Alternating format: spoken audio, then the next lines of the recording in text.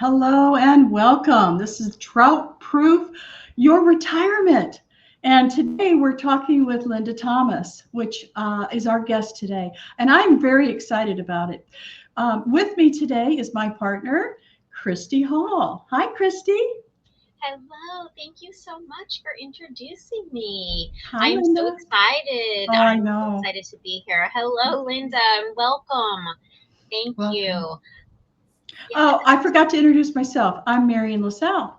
And Kristi and I are starting up our podcast today for the first time in a while. We took the summer off, and so we're happy to be here and we're happy you're here. If you ever have any questions or you have anything that you would like to ask us, you're more than welcome to. We are on YouTube, we are on iTunes. There's a lot of different places where you can find us. So feel free to go wherever you like to go and check us out. And be sure and share it with your friends. All right, Love that's it. the Love it. introduction. Woohoo. All right. So, Linda, welcome. For those that don't know me, I am Kristi Hall. I have been in affiliate marketing for a long time. It started because I was a baker and I needed a way to make some extra money because just baking alone doesn't always pay the bills. So there's a lot of stuff out there that you can sell as a baker that is in that industry and in that niche. So let's get started, Linda. I'd like for you to introduce yourself just a little bit and give us a little bit of a background. And then my first question for you is my favorite question, and that is about niches. Because I came into affiliate marketing through baking, I always find it so interesting how other people how they decide on their niche. How did you decide on what products or services that you were going to offer? Was it personal, or was it an interest, or just based on your experience? Wow, that's a great set of questions. I guess it all does tie in pretty well with my background. I am from an entrepreneurial family. They broke free of the time clock when I was about 6 years old and started their own company um, in the basement of our house. And it turned into two full line motorcycle dealership locations, which I worked in both of those in various capacities. And then, of course, gathering many, many skills from customer service to computers to inventory control to bookkeeping and finance and insurance. Is like I did almost all the things except turning wrenches, I think, in the dealership. Then after that, I left those two stores and worked with my husband in another non-female type industry. We ran a high performance engine building machine shop, and I developed a whole nother set of mad skills that I never intended to, but here I am. Then he became very, very ill and passed away. So we did lock up the business. And after he passed, I went and punched the time clock for various companies for a few years and hated it. And that caused me to branch out into coaching and speaking and training. And I find that with all the years in brick and mortar, talking with real people, plus my bent toward computers and all things techie, that it has turned into something that is really working for me. And being involved in affiliate marketing is wonderful. And we can talk more about later why I love that. But based on all the years in basically mom and pop brick and mortar, there were so many times where I needed to do a thing because you're really wearing all the hats, doing all the things, and you're so overwhelmed. And there were so many times I just wish somebody would take me by the hand and show me how to do this new thing that I needed in order to go forward with whatever it was. And there never was anybody to take me by the hand. I always had to do the school of hard knocks. I always had to self teach. And so I am thrilled to be able to help other people to get further faster with some help if they want my help. I have a real quick question about that. Was it a Harley Davidson? No. Oh, it was just general or a specific? Honda and Kawasaki and Honda. Sea-Doo franchises. Oh, I had a Honda. I Yep. loved it. A Shadow. Yeah, A right. 1200. Oh my, look at you. Well, the reason why it's so big, okay, a Honda 1200 was huge. It's the biggest bike, that they made, right? But I could fit my feet on the ground. I Exactly. didn't care how big it was or how fast it would go. I just wanted to be comfortable sitting on it. That was the Shadow, and that was really helpful It was for awesome. women I loved it. and vertically challenged people like me. Yeah, I had a Shadow Saber. Exactly. It was awesome. Great. I love it. All right, Marian, I will turn it over to you. Do you have a question for our guest, Linda? I do. Linda, I would really, really, really like to know a little bit more about how you decided that you were going to get into a community of like-minded people who really, really wanted to work with people like you. How did you find a community? That's really the question. How were you able to find a community of people that support you? Did somebody refer you? Did you just happen to start typing on the internet and you found us, or how did you find us? To find your group? Oh, any group that supports you. Mm-hmm. Basically, I always have my ear open, and I'm looking. It's kind of like the entrepreneur mindset, the marketing mindset. You have your radar feeling all the time. But when I find people that I'm aligned with and have a similar positive and growth-oriented manner, those are the people I gravitate toward. And as far as in my business, looking for clients, I want to find people who actually want to grow and advance and are interested in receiving help in a productive way that'll benefit them. And in my earliest days, when I started offering coaching services, I wanted to serve women in business. And so many of them would say, "Oh, I'm not very techy. Oh, I wish I could do the things you do." Well, wishing doesn't mean they want it very badly. They Right. didn't have a passion. It was just a mild passing fancy that they thought I was good at something, and wouldn't that be nice if they could, in their wildest dreams, do something like that. So you have to find people who are actually motivated to grow and do and advance. And if the want to and the doing aren't part of the deal, then they're not going to get anywhere. And I don't want to work with that kind of people. Yeah, I mean, you can hope all you want, but without action, that's futile. Linda, you had said that you have gotten these techie skills. Do you have any technical resources or tools that you absolutely love that you would like to tell us about or share that you found very helpful in your affiliate marketing journey? Sure. In the affiliate marketing piece, of course, there's the funnel builder, and I'm sure you all have talked about it many times. And I love it as the tool. I love the training that helps any of us to learn and become competent. I adore the community, and I cannot say enough good things about this. It has been life-changing for me to have this product and this group of people. So love that. Another helpful product in the way of marketing is a tool called vidIQ, which helps you search for keywords and keyword phrases, especially to see how strong or competitively, how much competition you're going to be up against if you use them. Another one that has been extremely helpful for me is bunny.net. Yes, Bunny. I was telling somebody about that.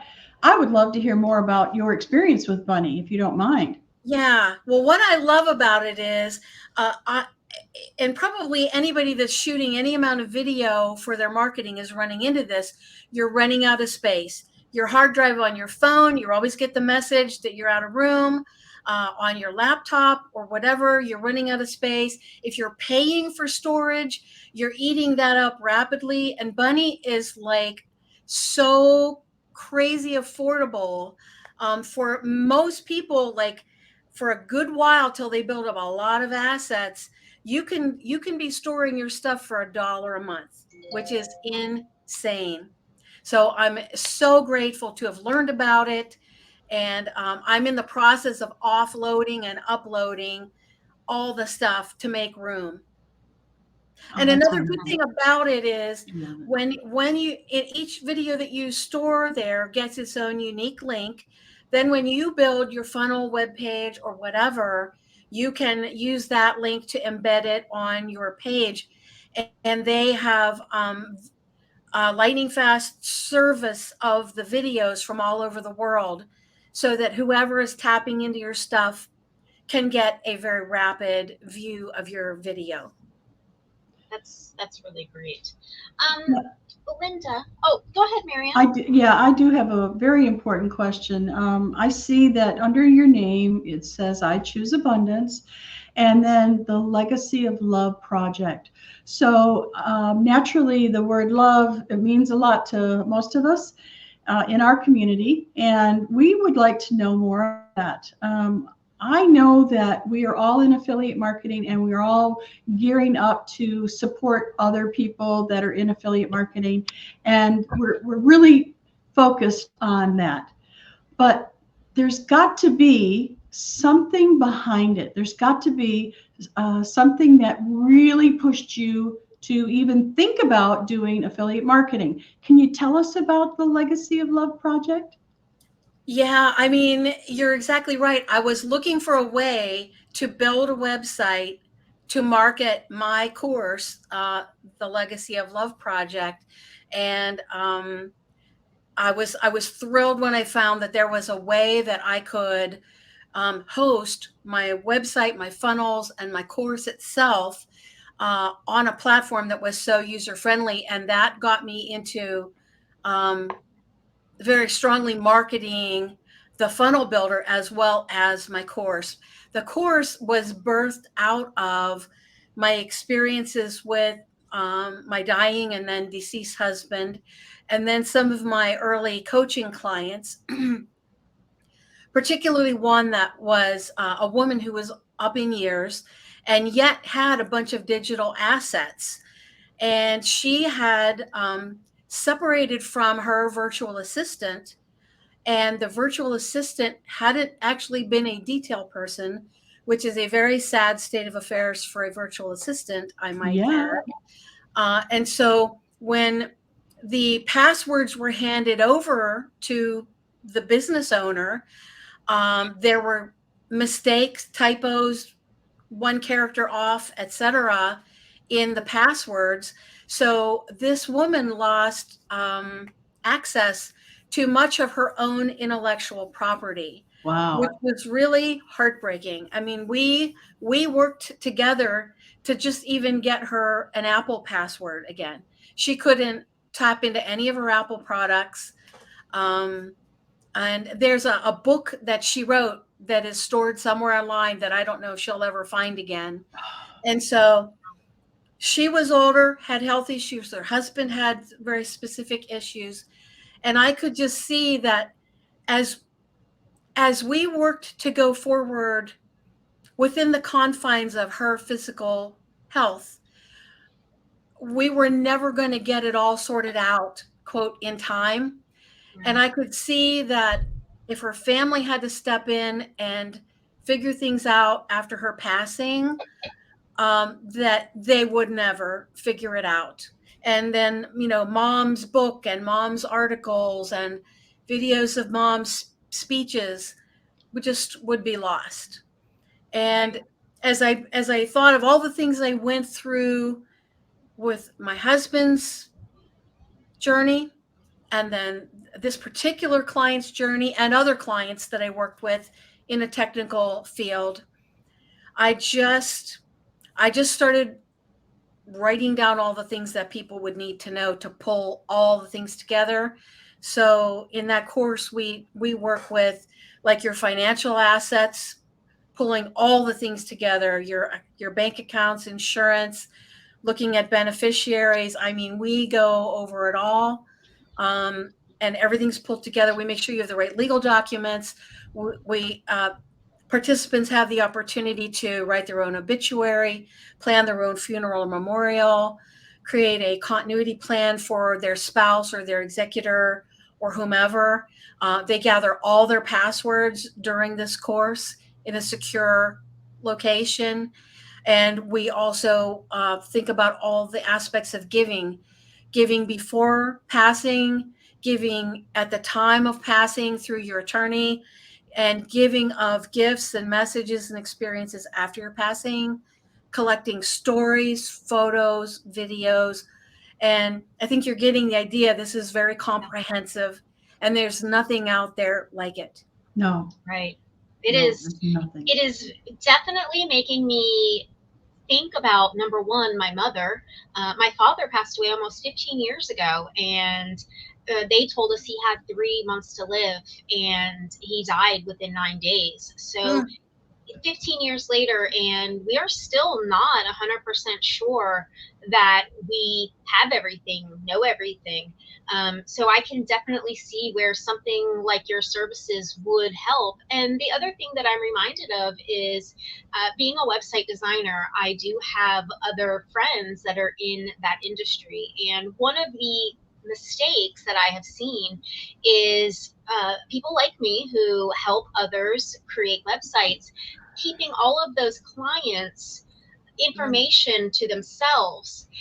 So we had a colleague that passed away, and their customers did not know how to get that information. So even as a business owner, if you have any assets, or if you are dealing with other people's assets, I can see where something like this would be absolutely invaluable and imperative. So I think that's something to keep in mind. This is something for everyone.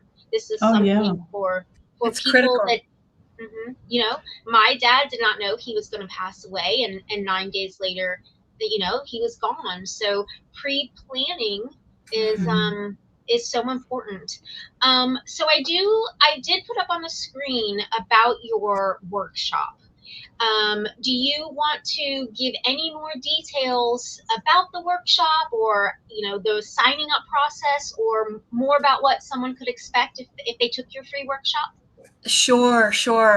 Yeah, if everyone can see that, the link that is showing underneath my name that ends in protect-assets, that will take you to an Eventbrite page where you can register for free. There's no charge at all for this. It's a workshop that'll take 90 minutes or less. But what is really key about this, and Kristi, you alluded to some really important factors. This is for anyone, ranging from a person that has like one email account or pays one bill online, all the way up to content creators who have lots of assets. But there are laws that have been passed in most of our 50 states that impact every single person. And if you don't have the right language in place in your will or your power of attorney, it could be that your family would not have access to assets that you have. And there are also ways within certain of the programs that many of us use. Some of them have provided kind of a backdoor area where you can specify who you would want to have access to your account. And so there are a number of different ways that we need to be aware and put things in place. And what I want to point out is, if you don't take these proactive steps in the proper ways, if you are like in a coma or if you pass away, what will govern access to your stuff is the terms of service. And if you don't know what the terms of service, I know you guys do, but if the listener doesn't know what terms of service is, That's that little teeny tiny box right before you hit submit that says, yes, I have read the terms of service and agree to be governed by those. And we say, well, dang it, I need to use the app. Click and yes. Yep. And off I go. We have no idea what we've just agreed to, but that's what your family is going to have to deal with if anything happens to you. That is so true. And there are times even someone that understands the concept of terms and services, there are times I click on it, I agree to it, I say, I'll come back to this later, and then I don't.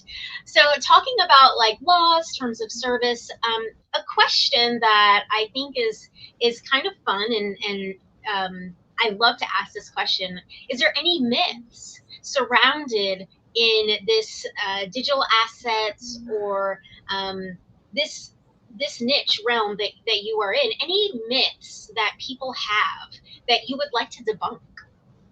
Anything you can think of that people really just get? Oh, I can think of one already. You don't even have to answer that. Yeah, and that is, a will is just fine. It's just fine. Just have a will. That's all you need.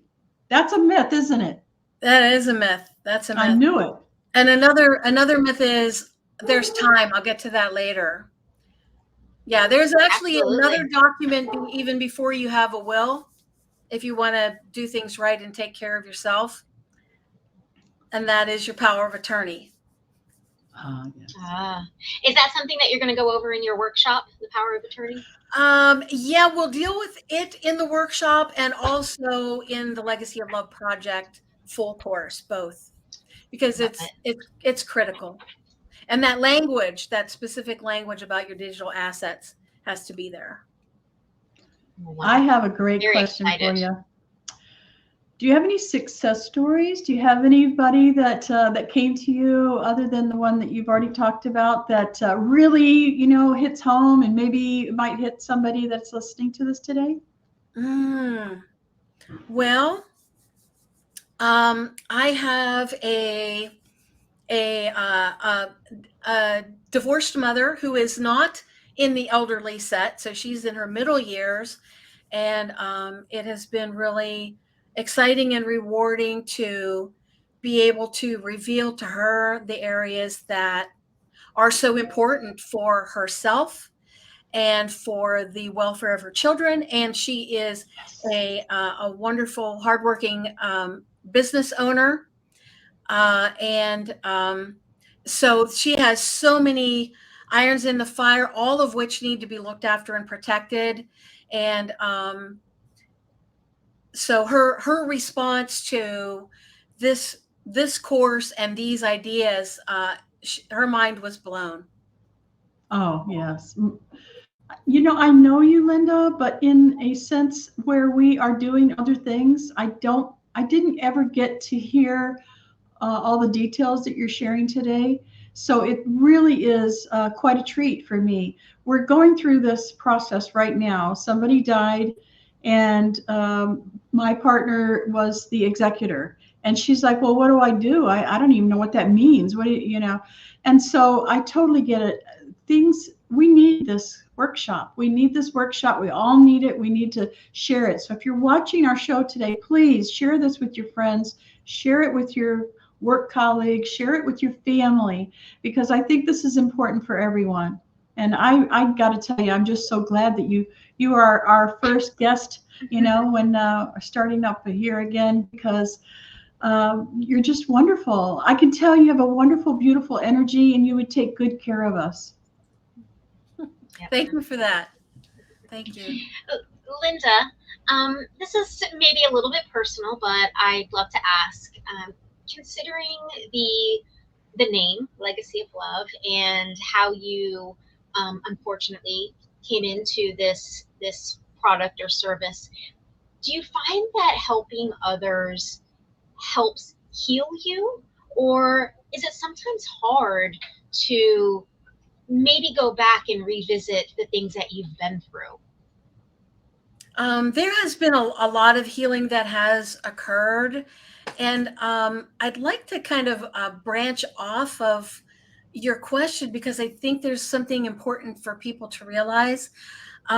so many people are afraid to even look into the idea of preparation, planning ahead for their own death, which, I mean, Absolutely. face it, it's going to happen to all of us.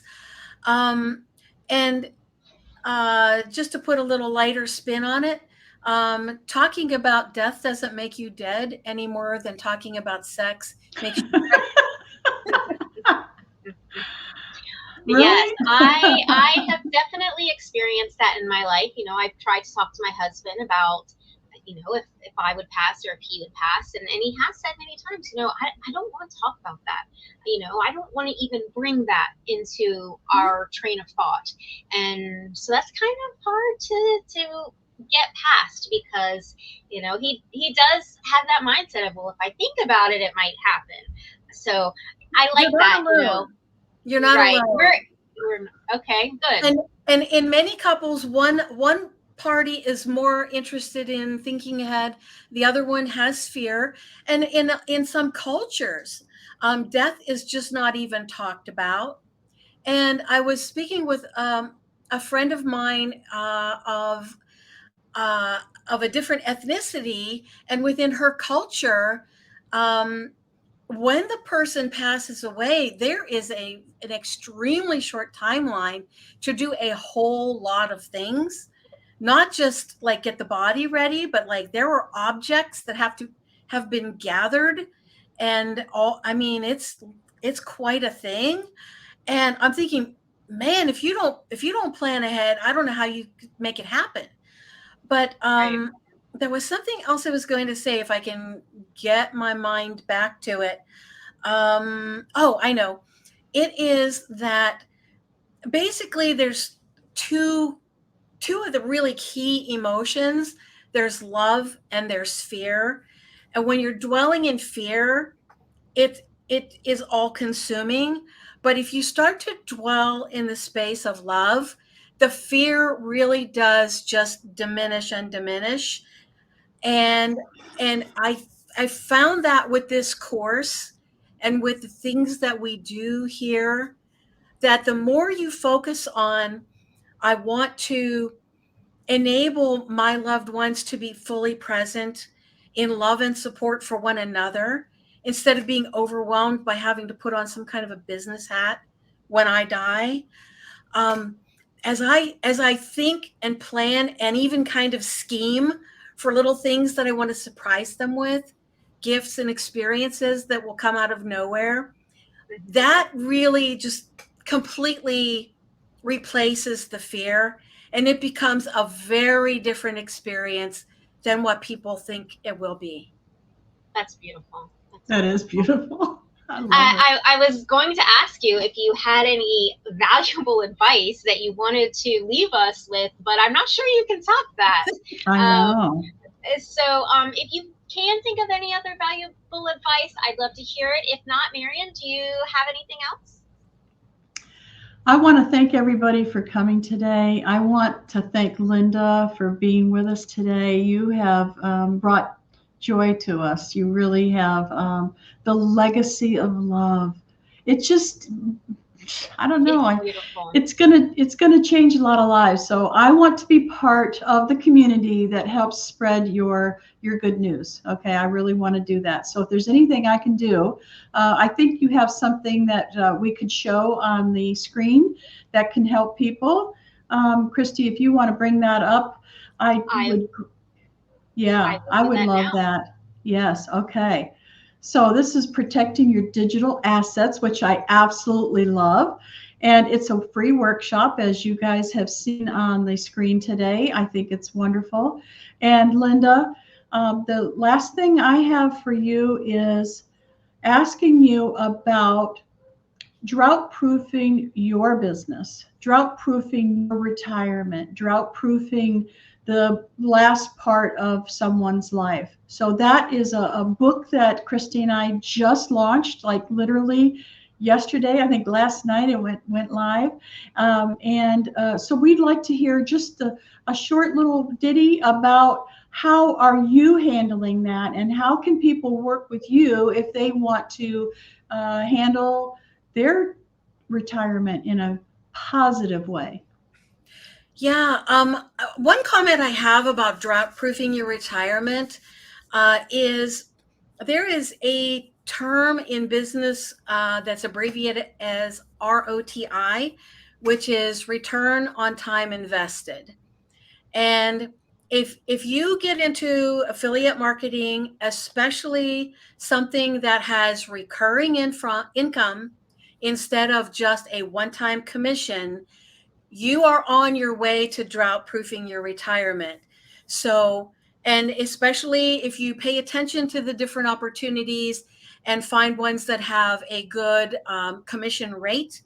And as the three of us know, we have one that is like the best we've ever seen with the funnel builder.